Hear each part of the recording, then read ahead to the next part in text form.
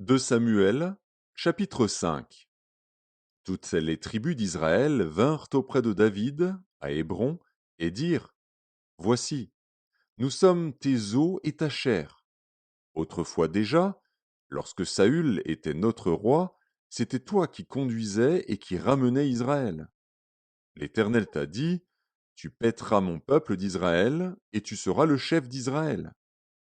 Ainsi tous les anciens d'Israël vinrent auprès du roi à Hébron. Et le roi David fit alliance avec eux à Hébron, devant l'Éternel. Ils oignirent David pour roi sur Israël.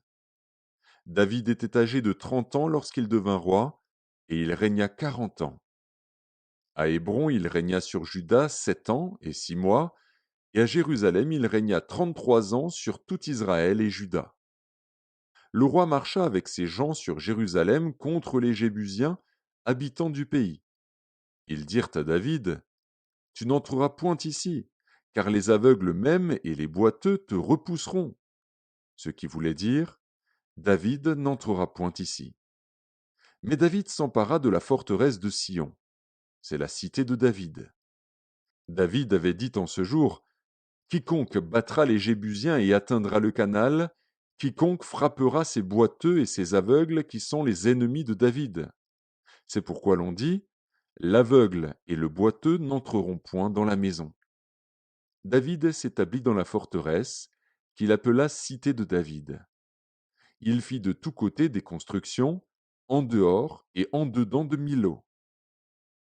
David devenait de plus en plus grand, et l'Éternel, le Dieu des armées, était avec lui.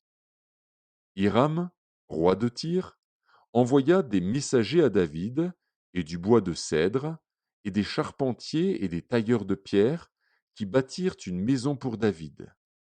David reconnut que l'Éternel l'affermissait comme roi d'Israël, et qu'il élevait son royaume à cause de son peuple d'Israël.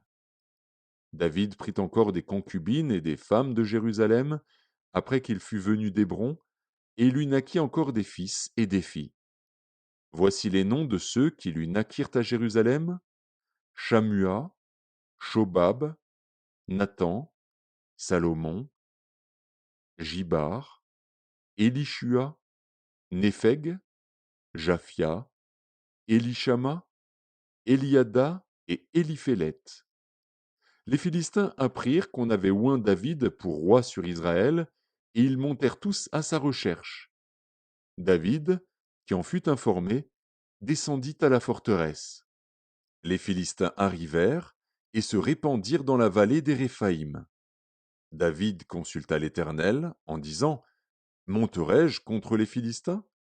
Les livreras-tu entre mes mains? Et l'Éternel dit à David: Monte, car je livrerai les Philistins entre tes mains. David vint à Baal-Pératsim, où il les battit. Puis il dit: L'Éternel a dispersé mes ennemis devant moi, comme des eaux qui s'écoulent. C'est pourquoi l'on a donné à ce lieu le nom de Baal-Pératsim. Ils laissèrent là leurs idoles, et David et ses gens les emportèrent. Les Philistins montèrent de nouveau, et se répandirent dans la vallée des Réphaïm. David consulta l'Éternel, et l'Éternel dit: Tu ne monteras pas. Tourne-les par derrière, et tu arriveras sur eux vis-à-vis des mûriers. Quand tu entendras un bruit de pas dans les cimes des mûriers, alors hâte-toi, car c'est l'Éternel qui marche devant toi pour battre l'armée des Philistins.